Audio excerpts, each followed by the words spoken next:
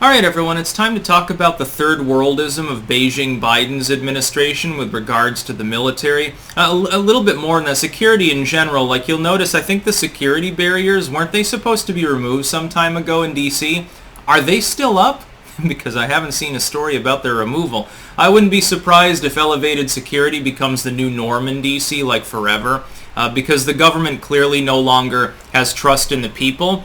Possibly because the people no longer have trust in the government, and so there's sort of an interplay there. But anyway, Beijing Biden has been well, not him, but the cabal controlling him and using him as a meat puppet, has been steadily purging the ranks of the military. Like now they have wokeness training in the military to try to smoke out anyone who might not want to go with the neoliberal globalist commie lie. And certainly the military brass has already been purged. Like if you're in the military, like let's say that you're like a captain or some shit, you're in charge of a ship or something, but you've expressed any views throughout time that Beijing Biden or his people wouldn't like, you've been sacked or will be sacked from your position. Now I find this funny, because isn't this the ultimate disrespect to the United States Armed Forces when their own commander-in-chief, Hong Kong in name, of course, asterisk administration, is purging the ranks for ideological reasons? Because generally speaking, like the long-standing thing is, like, it doesn't really matter if they differ from you in their beliefs. Like, you know, Mattis differed from Trump in some of his beliefs and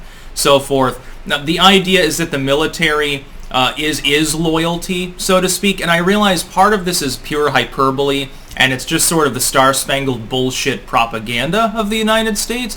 The funny thing about that propaganda, though, is that in many cases it becomes self-fulfilling. It literally instills an extra layer of loyalty to the country and patriotism in the troops.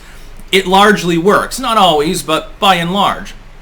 The United States Armed Forces does a good job at what it's supposed to do, which is kill people. Just to be clear, it's not meant to do anything other than wipe out our enemies. It's the whole fucking point. Otherwise, why are we paying so much money for interesting toys you can do that with? But Biden has a different approach. He thinks that the troops need to be, like, softened. And a lot of people are actually misconstruing this as saying, well, he's trying to weaken the U.S. military. They'll show a very cherry-picked picture of, like, Russian troops, and they're, like, carrying logs around and, you know, using flamethrowers. And then it shows, like, U.S. troops, and it's someone doing salsa dancing or something. That's cherry-picked. However, what it is an ideological experiment.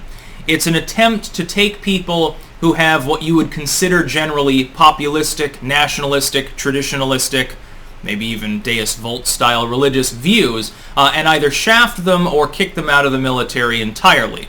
This kind of ideological purging, just to be clear to all of the liberals out there, is almost never going to happen except as a pretext to fascism. Typically, when we see this kind of activity, it's a prelude to genocide, or it's a prelude to some sort of major oppression. It's because the current iteration of the government, whether it's dictatorial, representative, whatever, has become corrupt to the point where it's paranoid about people, worried about being unseated, and paranoid governments tend to lash out and be totalitarian in nature and get worse over time, or they are actively planning to do that as part of a hostile takeover, or they're gearing up for a war. A large foreign war. Any of these possibilities is bad. Take your pick. It's basically, hey, I've got to drink poison. Shit. Well, I mean, I can choose between arsenic and cyanide, though, so that's an improvement, right? But cyanide, maybe it tastes a little bit better. Glug, glug, glug. That's basically the situation we have.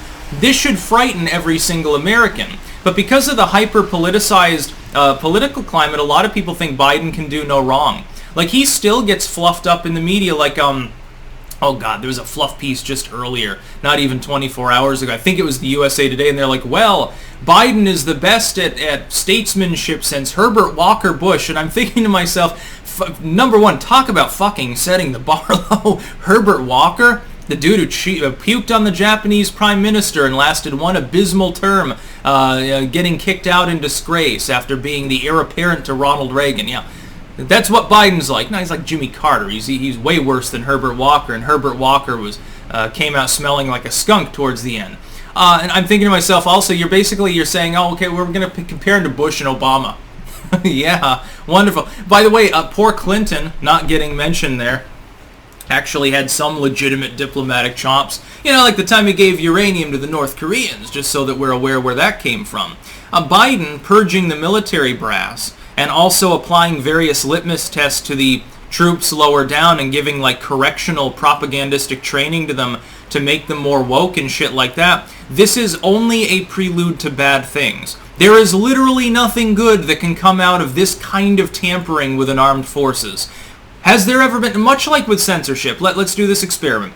Can you find a single example throughout all of world history in which this type of ideological or social purge of a military force was not a prelude to war, oppression, or outright totalitarianism? Find a single example of that.